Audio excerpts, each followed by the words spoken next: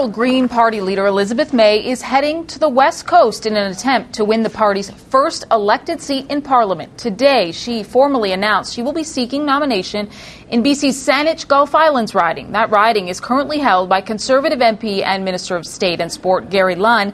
Green Party leader Elizabeth May joins me now live from Victoria. So, Ms. May, you vowed in the past to run federally only in Central Nova. Why the switch to Saanich-Gulf Islands? It wasn't a sudden change of heart, Neil. It had a lot to do with listening. I think it's a good sign in a politician who's willing to listen and reflect and come to a different point of view based on advice. And frankly, Canadians from coast to coast, from ever since the election ended in last October, have been coming up to me every time they find me in train stations or airports or farmers markets, and they've been very free with their opinions, and they've been saying for quite a while, we really want you in the House of Commons. Please change where you're running. And that, for me, was a hard decision. But British Columbia is a place that I've had deep affection and lots of connection for many years through my environmental work. It's a great fit because Saanich-Gulf Islands has a tremendous thirst, from what I've been hearing from voters, for change. And they also deeply reflect green values. So I'm very happy to be making my new home in Sydney, British Columbia. I just have to remember not to spell it with a Y. Now, in the last election, you, of course, lost to Conservative Minister Peter MacKay. If you are nominated in this riding, you're going to be up against another minister, Gary Lunn, who has held this, I believe, since 1997. So how worried are you about facing another big Conservative MP who has held this seat for so long? I'm not at all worried, frankly. I think what I'm hearing from voters in the riding is that they feel a real disconnect between their values and their concerns and how they're being represented in Ottawa. As I've written in my last book about Canadian democracy, we've seen a very dangerous concentration of power over many, many prime ministers, but particularly strongly in the Harper cabinet, that Mr. Harper is basically really the only decision maker. But that said, Mr. Lunn, as Minister of Natural Resources, made some dreadful decisions for which I think he needs to be held to account. Deciding in the middle of a nuclear reactor safety issue with a threat to medical isotope supplies, it was Gary Lunn who decided the solution was to fire the regulator instead of dealing with the problem.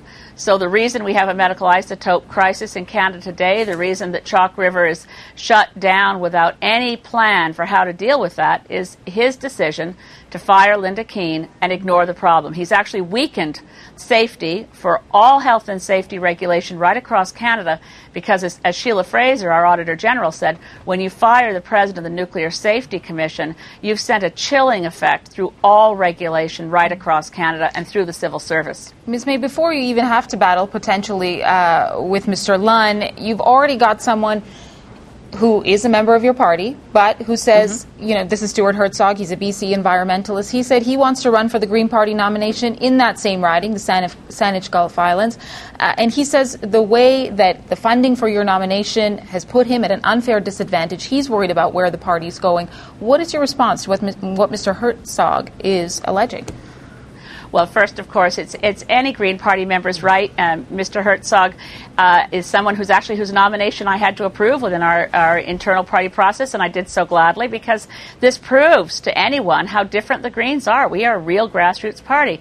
I do think it was quite wrong of Stuart to make charges and allegations for which he didn't bother to investigate, to find out that, in fact, I'm not receiving any of the funds that were given to the Saanich-Gulf Islands Electoral District Association. Our riding association is gearing up for an election campaign. And the way it stands right now, neither Mr. Hertzog nor I have access to those funds once I win the nomination. And knowing how enthusiastic the Greens and Saanich-Gulf Islands have been about the idea of me running here, quite confident that will be the result. But the nomination vote is September 19th, and until that time, I have no greater access to funds than Mr. Hertzog. September 19th is a big date then for you out west. But what about the idea of having a fall election in a few months? Do you feel that now is the right time for an election in this country?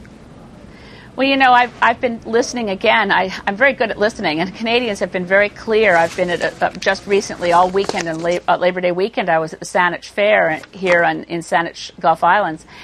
I must have heard from hundreds of people. I'd say approximately 2 told me they wanted an election. Everyone else said, please, why are they having another election? Can't we stop this? I mean, 4 elections in 5 years really suggests a dysfunctional system, and I believe the system is being made dysfunctional because partisan politics is taking precedence over citizens' needs.